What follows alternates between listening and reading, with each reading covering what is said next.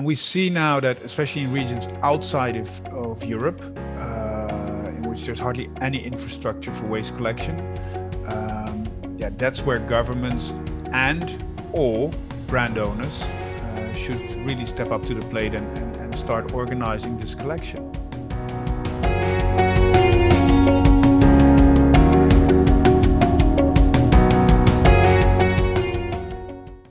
Hello everyone, and welcome to this episode of Biomarkets TV. My name is Paul MacDonald, and I'm delighted to be joined today by Vincent Mooij, who is the director of SUEZ.circpack. How are you today, Vincent? Fine, thank you. Good to see you. Great to see you. Great to see you. So listen, Vincent, our global bioeconomy community are really interested to hear your thoughts on a whole range of topics today, ranging from circular packaging to alternative biomaterials to the latest innovations which are due to transform the recycling world. But perhaps before we get into that, you can tell our BMI TV viewers a little bit about yourself and how you transitioned from the technology sector into the recovery, recycling and packaging industry. Yeah, great. So I've always been working somewhere on the crossroad between technology and marketing. Really enjoy bringing innovation to life and creating commercially viable products that actually add value to the customers. And that just really makes me happy. And then basically after the booming years in the mobile telecommunication sector, where I led an innovation team of a big telco, there was some time for reflection. At the time, my daughter was born, and that was also a moment where I started to reflect on her future, not only mine, but that basically led me to the conclusion that I wanted to go for something more in a role in sustainability. And that's how I joined SUEZ about 13 years ago. And since that time, I've been working in innovation again, but in this time on innovation in recycling. And since almost 3 years now, I became the director of one of these innovations.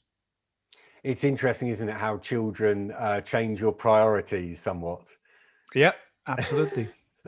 I think also that happened during COVID. You know, I think a lot of members of society sort of realized that, you know, maybe some of the things that we thought were important previously maybe don't hold quite as much weight as they do today.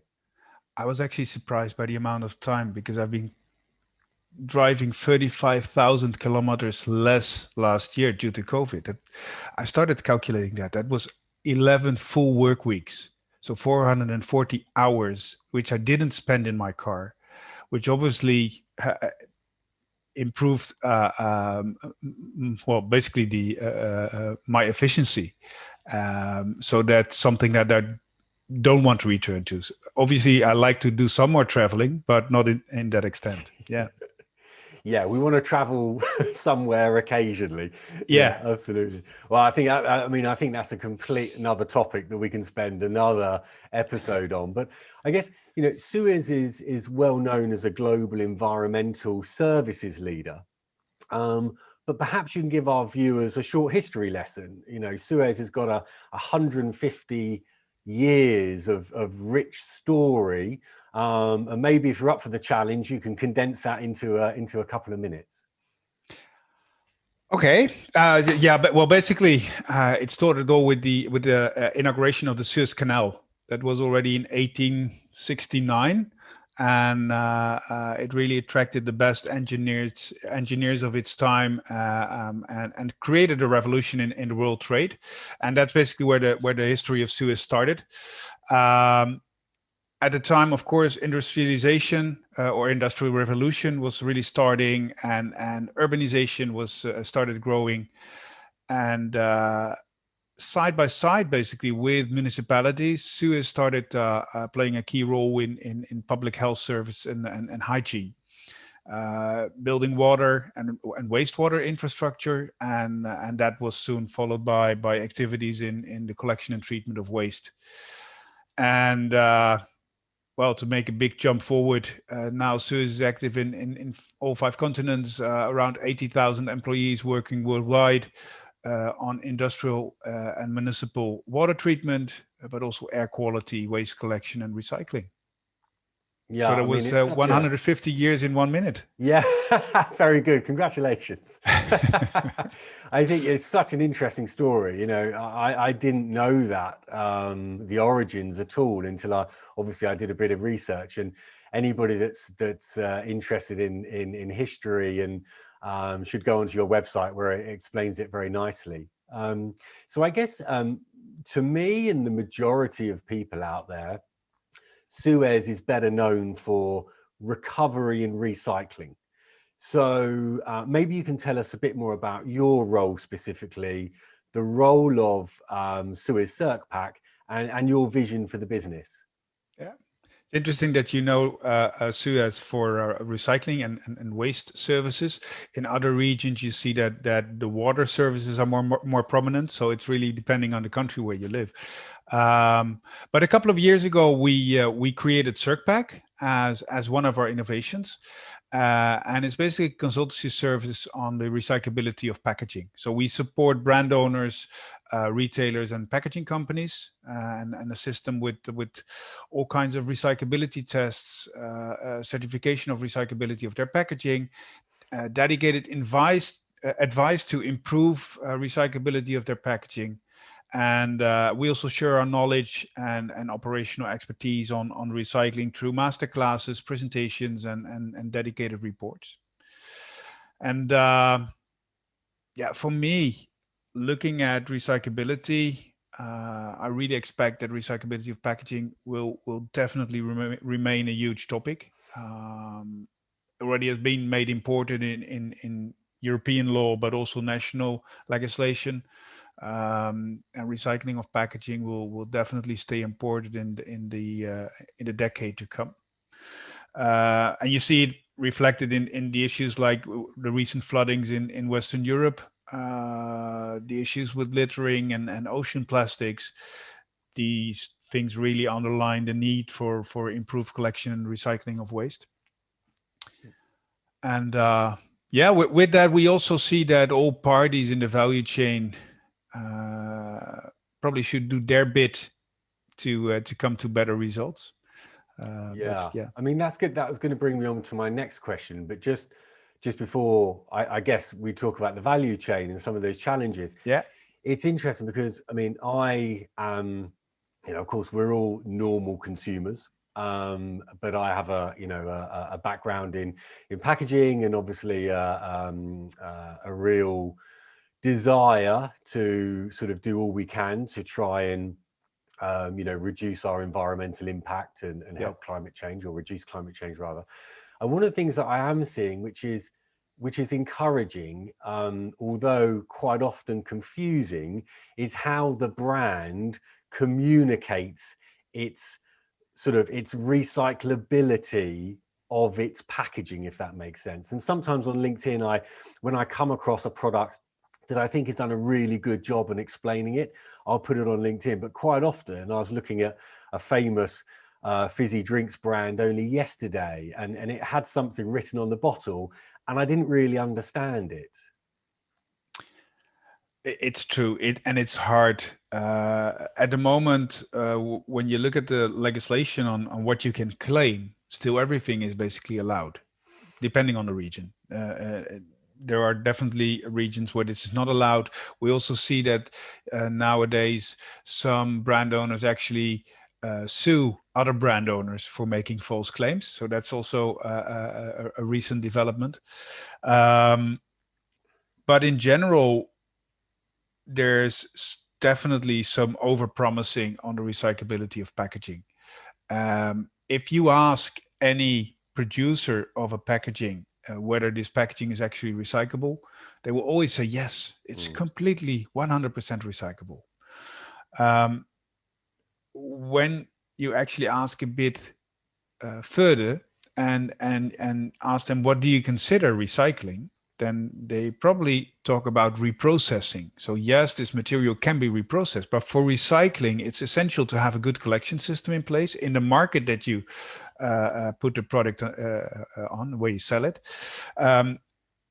Then this product needs to be sorted in a sorting facility, a MRF, as it's called in the UK. And then you go to a reprocessing facility. So already before you start talking about reprocessing, other steps need to be fulfilled as well. And that often is still lacking. Yeah, So and I think yeah, definitely overpromising, but I expect there to be some legislation coming on that soon as well. Yeah, and of course, sort of without going, because I want to get into the packaging value chain, it's that infrastructure, isn't it? You know, it's sort of all very well and good, the claims being made on the pack, but if the local or national recycling or curbside recycling infrastructure is not in place, then, you know, it's a little bit of a waste of time or a false promise, or just something which isn't, you know, well joined up. Yeah, something can be designed for recycling and still not get collected. So that definitely is an issue. Yeah. Yeah. Okay, so thinking about the packaging value chain, of course, you work across the entire global packaging value chain. And to me, this sector is rife with confusion, and understandably so. You know, the stakeholders within that value chain, they're trying to set their sustainability agenda, and they're battling with, should they be focusing on lightweighting, or reducing virgin plastic, or using recycled content, or using alternative bio-based materials, or should they be focusing on making their pack and its components recyclable, reusable, refillable? So there's a whole myriad of sort of challenges really that these teams have. Now, we don't have a magic wand, but I certainly think collaboration, as you're starting to see with some of the big CPG companies, is really important. So I guess the $10 million question to you is, if you had a magic wand, whereabouts would you wave it and how? Well, for me, the main factor still is on collection.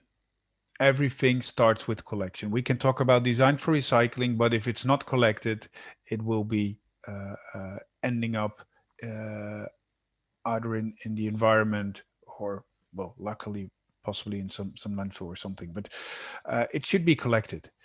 And we see now that, especially in regions outside of Europe, in which there's hardly any infrastructure for waste collection, yeah, that's where governments and or brand owners should really step up to the plate and start organizing this collection.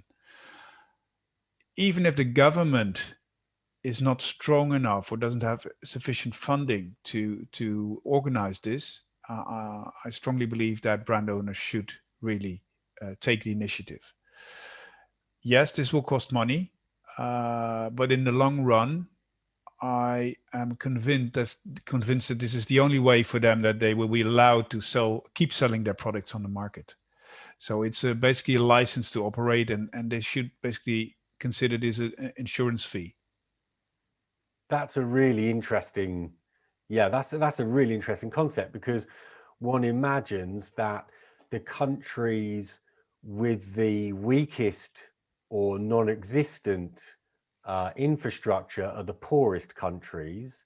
Yep. And I guess they are the developing countries where some of these huge global brands are trying to buy market share, you know, and get product adoption. And they often already have quite good markets there, but of course these markets are growing as more as the countries are developing. The people get more money and tend to start buying more stuff, so it becomes even more important to ensure that you actually collect back all the materials you put on the market. I once read I've once written a column on this, where it would be interesting to see what happens if the CEO of a big brand owner would be sued for international crime against the environment. I think they actually would have a serious issue defending this person. Because if you're aware of the fact that there is no collection of waste, then you also know that this material has no other way of ending up in the environment or the ocean. And with that, it becomes very tricky. So, yeah, very interesting. And of course, when you go on to the home pages of these, global corporation websites, everybody's talking about aligning with UN SDGs and moving towards a circular economy. But, a circular economy is about a closed loop economy, right? A closed loop wastage economy. So if you're pumping stuff into a market whereby it's impossible, or where it's going to leak, then I suppose you're culpable. So that for me, that's a big risk for brand owners. If I were a CEO of a big brand owner, I would be very cautious, and I would take action proactively. Yeah. Okay. And don't get me wrong, most brand owners completely understand the responsibility that they have towards their customers and the environment. Obviously, they focus on those regions where this is also required by law. But you definitely see that a lot of the brand owners are actually thinking ahead of this and are really approaching this in a proactive manner. You can see this in the voluntary pledges that they make towards, for instance, the European Plastic Pact, but also the Ellen MacArthur Foundation, organizations like that. So yes, it's all about reducing plastics, ensuring recyclability, and at the same time, this is quite difficult because packaging has a function. Yeah, it's there to preserve the product, keep it safe for consumption, reduce food waste to an extent, and of course at the same time also communicate with consumers. And all these requirements still needs to stay intact, and then you have to add the additional capability of recyclability to it. So that's quite a challenge. Yeah, absolutely. It's challenging, and I agree with you. It is, it is great to see some of the initiatives that these big organizations are taking. I just think that there needs to be greater collaboration between them. So it's almost, collaboration over competition, so that we speed up the transition to a circular economy and we speed up the creation, implementation and adoption of more environmentally responsible packaging, so that we do what we need to do to try and keep climate change under 1.5 degrees. Yeah. It's challenging. I see that, for instance, with Recycla's, you see a pan-European approach on defining recyclability and certifying recyclability of packaging. And that's a good start because the technologies that are in place worldwide are very similar. So from that perspective, there is no use in having 26 different design guidelines or methodologies to define recyclability. On the other hand, you see that they struggle because they are competitors. And in the end, they also want to ensure that there's a level playing field for them in each country. And if you start collecting material and you start putting or asking higher fees because you want to ensure that this recycling is paid for and your competitor doesn't, what will it do with your market share? So I can completely understand the challenge that they're in, but you're absolutely right. There you need more collaboration between the brand owners. Yeah. Okay. Well, listen, let's bring it back to bio-based stuff, if you like. So, our community is going to be really interested in your thoughts on alternative biomaterials to traditional fossil-based materials, and what you see at a practical level regarding the opportunities and challenges around some of this material innovation. So are we talking about plastics, bio-based plastics? We're talking about bio-based plastics. We're talking about biochemicals, biotextiles. Okay. Every alternative material, I think, which is trying to move us away from being reliant on fossil fuels. Yes. So from a recyclability perspective, it's actually very clear that the infrastructure is now set for standard polymers. Yeah. So you either have PE, PET, PP, or PS, and these are the standard polymers that can get sorted, are allowed in collection systems, and actually can get reprocessed. If you have any other material that you use, in the plastics at least, they will not get sorted. So they will always end up in the residue, go to incineration or landfill, depending on the region. But that's the install base as it is right now. It doesn't necessarily mean that this cannot grow. I mean, we have seen that, for instance, for PLA, PLA-based packaging, it can be sorted with the same technologies or similar technologies as are installed right now, but the volumes are still very low, and then it's a cost-benefit question, which so far has not ruled in the advantage of materials like PLA.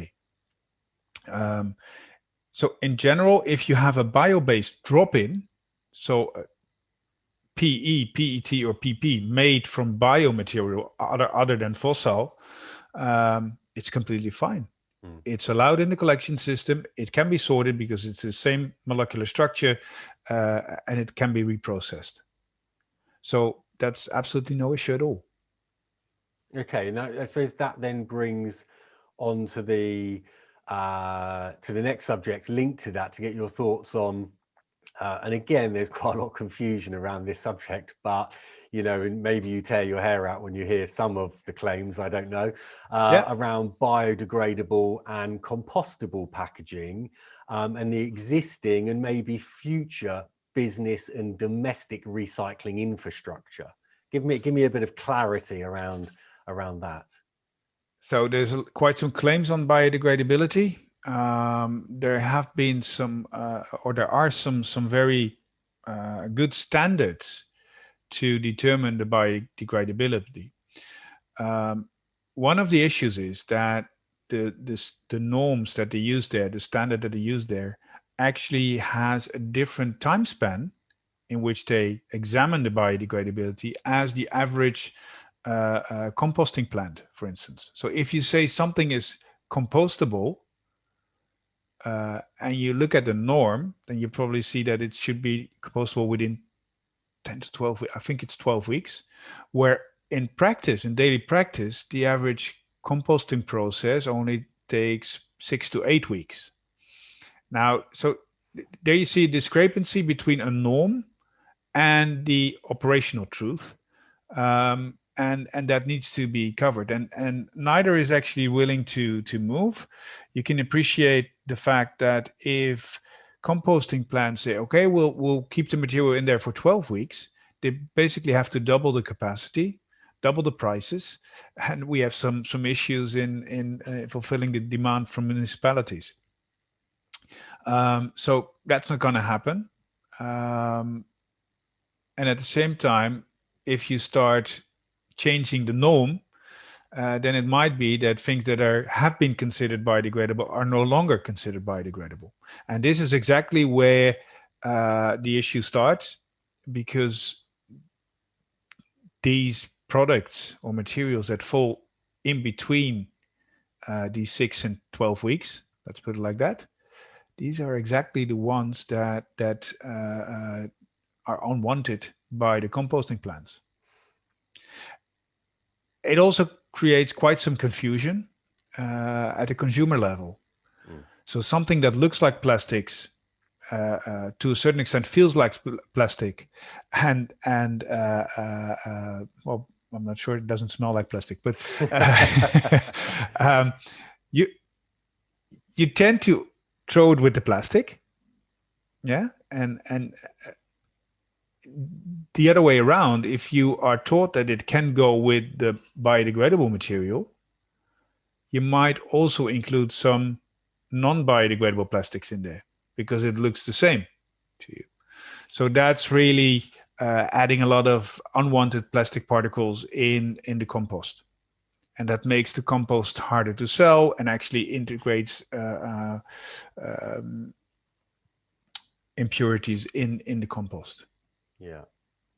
So it's challenging, isn't it? And you see a lot of claim and counterclaim and heated debate on LinkedIn around what does biodegradable mean, because everything is biodegradable eventually type thing. Put me in the ground, I will biodegrade sometime. Yeah, exactly. But I think that's interesting. The difference between what you just said about the compostable and biodegradable plants, etc. And it does come back to a upstream value chain getting its act together, and getting around a table and putting commonality. I think it's gonna be very difficult to achieve commonality across countries or regions necessarily, but certainly within a country, depending on the size, you should be able to have some commonality. And then being able to communicate that to the consumer, because if the consumer is clearly told what it is and where to put it, there is a large percentage of the population that will do as they're told. It's just that they're not clearly instructed. Paul, when you buy a new television, do you start installing it, or do you start by reading the manual? Well, TVs cost so much money now that you've got to read the manual. That'd be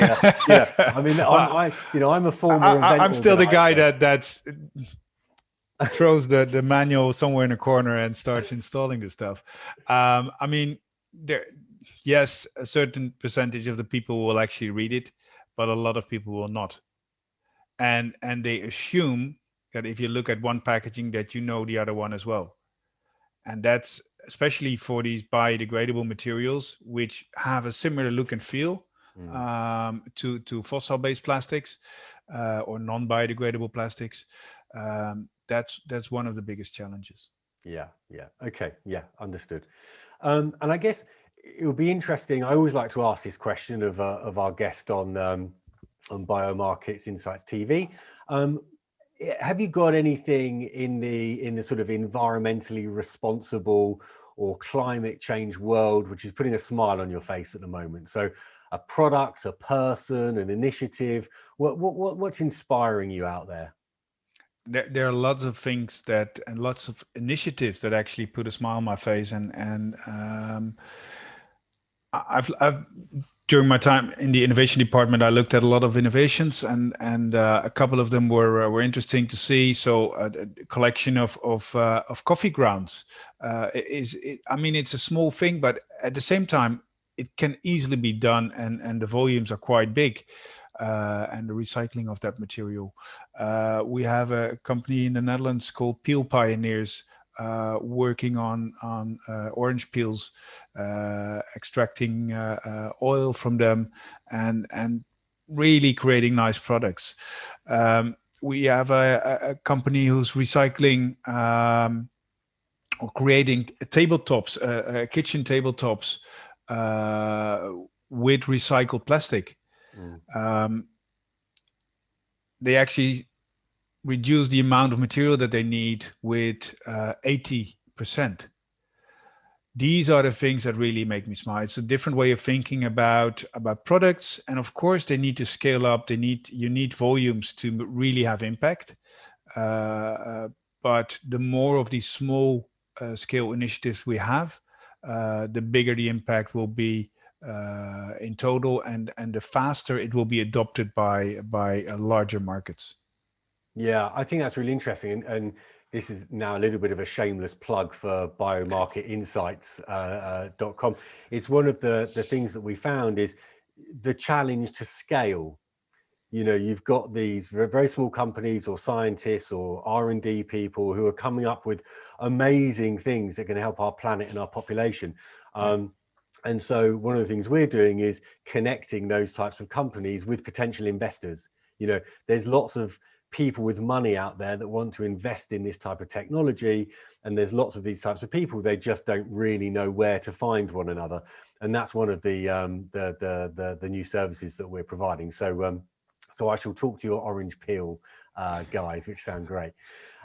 Listen, so before we go, it would be great to get a bit of future gazing from you. I've just got two more questions. So looking into the future, what sort of technological innovations do you see evolving or revolutionizing the recycling world? All right. Well, basically, there are two things. One is on the collection will expand, especially throughout Europe, but definitely worldwide, I think, as well. We'll get more deposit systems with all the new legislation on collection of PET bottles and stuff like that. But that's more of the same, I would say. Yes, standard technology. If you look at the sorting technologies and how they will improve, I think there are two main technological changes. One is the digital watermarks, which are basically embedded in the print or in the mold of the packaging, which are invisible for the human eye, but can really be identified as a QR code kind of thing by any camera. It can be a mobile phone camera or a special camera in the sorting facilities. And with that, you can actually distinguish what kind of material is used and how it should be sorted. The other one is, so that basically still needs a lot of action from the brand owners. If you look at the alternative, that would be computer vision and artificial intelligence, where you actually start learning the different products and different materials to your system. And based on what packaging you actually have in front of you, it will decide what to do with it. So these are two technology steps that will definitely improve the sorting, quality of the sorting, yield of the sorting, and allow possibly also for separating into food grade and non-food grade, which is an interesting one for recycling. On the reprocessing part, we'll definitely see an uptake in the coming years of chemical recycling. So far, it has been mainly mechanical recycling that in place, but especially for those streams which are a bit harder to recycle, there will be chemical recycling upcoming, and there will be a challenge for technologies, but also legislation and the business case, of course, which is a very important one. Yeah, so far challenging on a business case, challenging on the carbon footprint, but definitely better than no recycling at all, which is in a lot of cases still the situation now. Yeah, okay. And it's, you know, I guess we would expect it, but it's great to hear that, you know, technology is going to play an incredible role in our fight against climate change. And, you know, I'd be surprised if you didn't mention the role of AI, you know, in the future. Yeah, no, it's really something that is, I don't say it's essential, but it really helps us to make a better distinction and really understand what's behind a certain packaging. At the same time, it really starts with collection. Yeah. So if we don't get that right, we can do artificial intelligence what we want, but it will never change a thing. Yeah. Yeah. Okay. Listen, Vincent, thanks ever so much. I've got one final question for you. I can't let you go without finding out a little bit more about a band that I believe you play in. Now, I'm concerned that SUEZ.circpack are going to lose their leader because the demand for you to play sold out stadium tours around the world. So tell me a bit more about that. So I've been advised by my wife and my daughter, not to lose my day job. But no, we definitely have a lot of fun making some music, some nice 80s and 90s rock. So yeah, really enjoying that.